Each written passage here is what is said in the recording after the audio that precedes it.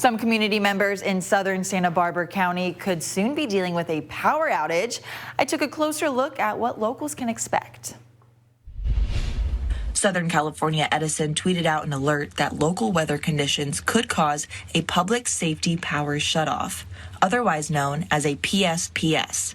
The power company does this sometimes during dangerous weather conditions, in this case, high winds, dry vegetation, and low relative humidity. It's to decrease the chance of equipment sparking a wildfire. Firefighters are already dealing with the massive mountain fire in Ventura County.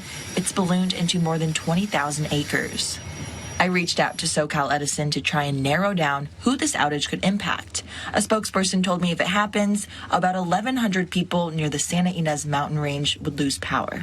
Their representative recognizes outages are a challenge for their customers, saying, "We understand that outages are a hardship for our customers. PSPS is a measure of last resort to protect the safety of our customers and communities." If your power gets shut off, you can head to the Residence Inn in Goleta to recharge. The alert just started and will continue until 3 a.m. on Wednesday.